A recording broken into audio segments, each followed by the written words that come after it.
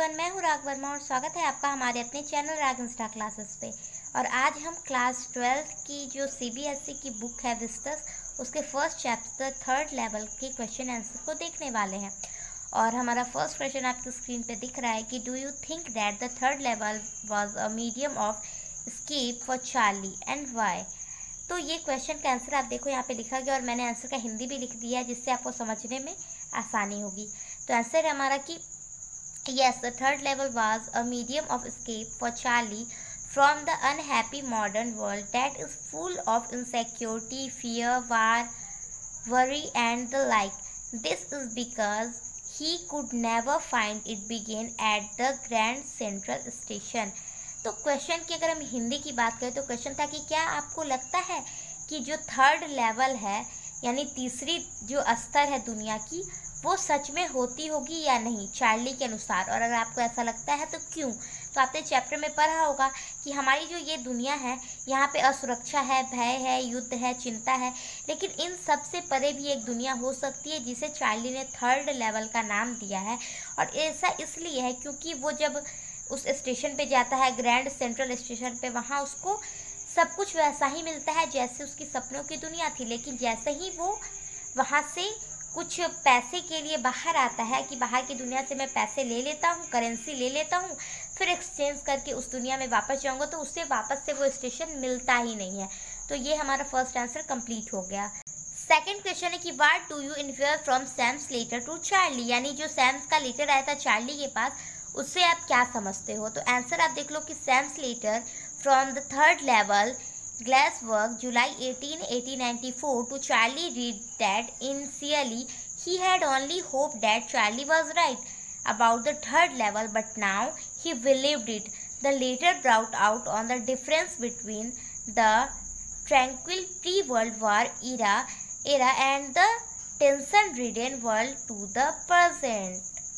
यानी सैम के जो तीसरे स्तर यानी जो गैलेसवर्ग से एक लेटर दिया था, कब दिया था, तो 18 जुलाई 1894 को।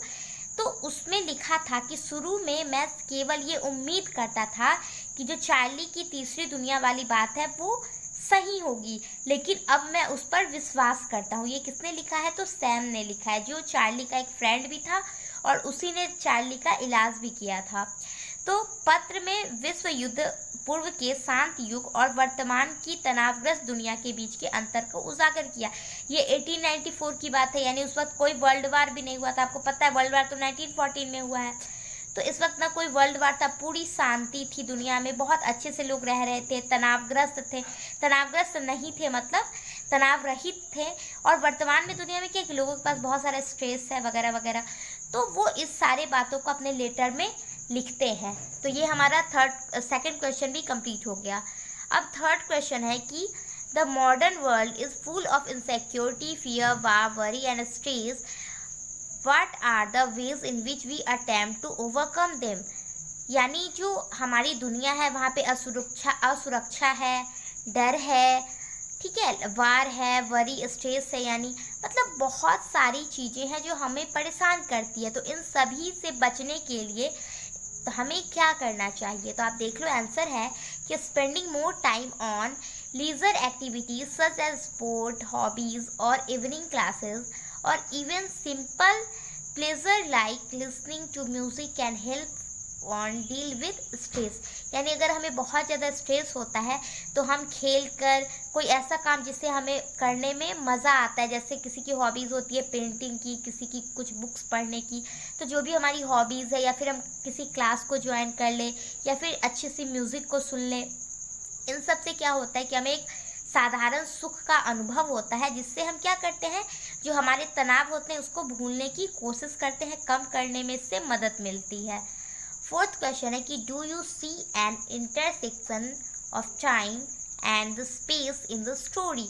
यानी जो समय है और जो स्थान है, इन दोनों के बीच जो प्रतिच्छेदन यानी जो संबंध है, जो भी बात इस चैप्टर के अनुसार आपने पढ़ा है और समझा है, तो उसे हमें लिखना है आंसर में। तो आप यहाँ पे आंसर में देख लो कि the intersection of time and space in scene innumerable time in the story, Charlie tries to buy two glass work but discovered that he has present day currency.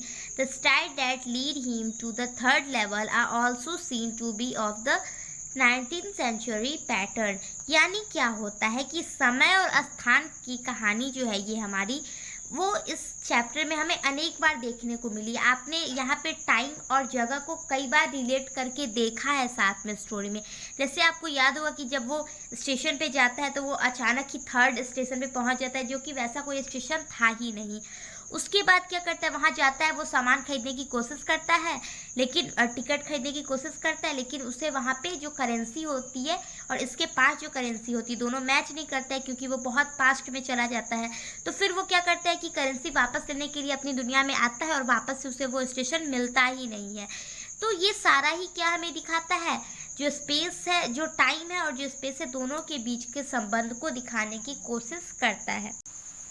Fifth question है कि apparent illogicality sometimes turns out to be a futuristic projection discuss. तो यहाँ पे answer आप देख सकते हो कि it is true that often apparent illogicality turns out to be a futuristic projection. No one could have dared to believe that man could fly before the Wright brothers invented the first aeroplane. यानी ये सही बात है, जो हम तर्क देते हैं, यानी अतर्किकता जो हमारी होती है, अतर्किकता और जो भविष्यवादी होती है वो प्रक्षेपण बन जाती है। ये वर्ड आपको समझ में नहीं आ रहे होंगे, हिंदी के बहुत हार्ड वर्ड यहाँ पे दिए गए हैं, टिपिकल जिसको हम कहते हैं। तो आप देखो इसका मतलब क्या है, सिंपल से समझते हैं कि देखो कई बार ऐसा होता है ना कि जब हम कोई बात करते हैं कि भविष्य में ऐसा होगा तो हम इससे पहले उसकी कल्पना नहीं कर सकते। जैसे अगर हम बात करें वीडियो कॉल की, तो जो पहले के लोग थे उन्होंने ऐसा कल्पना ही नहीं किया था कि हम यहाँ बैठे, बहुत दूर जो हमारे लोग बैठे या हमारे दोस्त बैठे, रिलेटिव बैठे, उनको देख के बात कर सकते हैं। तो ये उनके लिए बहुत ही कुछ नया था। लेकिन अब क्या है, वीडियो कॉल कॉमन हो गया है। वैसे ही जो राइट ब्रदर्स थे जिन्होंने एरोप्लेन का इन्वेंटर है, उन्हें कहा जाता है, इन्वेंट किया था, तो इससे पहले हमने नहीं सोचा था कि इंसान क्या है, पक्षियों की तरह हवा में उड़ सकता है। लेकिन उन्होंने सोचा, उस पर काम किया और उसे बना भी दिया। तो यही है कि हम जो सोचते हैं और जो हम वर्क करते हैं दोनों में हमें रिलेशन निकाल के उस चीज़ को करना भी पड़ता है, नहीं तो क्या होता है। तो और ये सच हो जाता है, लेकिन उसके लिए हमें क्या करना होगा, डेयर लेना पड़ेगा, हिम्मत लेना पड़ेगा। बिना अगर हम कोई हिम्मत ही नहीं करे, मान लो कि राइट ब्रदर सोचते ही नहीं कि उन्हें एरोप्लेन बनाना चाहिए, तो एरोप्लेन का इन्वेंट तो कभी होता ही नहीं। तो ये हमारा आंसर आपको समझ में आ गया होगा, ठीक है। और जो सिक्स्थ क्वेश्चन है आप देख लो कि philately help keep the past alive. Discuss other way in which this is done. What do you think of the human tendency of constantly move between the past, the present and the future? तो answer यहाँ पे है कि philately is an art of collecting stamps that transport us into the real past. The real past, it is one of the effective and common ways to keep the past alive. People cultivated hobbies like coin collecting, newspaper and cartoon clipping, etc. They revive our memories and help in comparing our past with the present. यानी क्या होता है, आपने इस book में ये जो हमारे फिलैटली शब्द है इसका नाम सुना होगा। इसमें उन्होंने लिखा था कि पहले क्या किया जाता था कि अपनी यात्रा को याद करने के लिए जो टिकट होता था, डाक टिकट, उसे लोग बचा के रख लेते थे, जिस कारण उन्हें याद रहता था कि हाँ हम इस डेट को यहाँ से वहाँ गए थे या इस डेट को हमारा लेटर आया था। और ऐसे बहुत सारे लोग करते, जैसे आपने देखा हो कोई न्यूज़पेपर की कटिंग को इकट्ठा करता है, कोई सिक्कों को इकट्ठा करता है।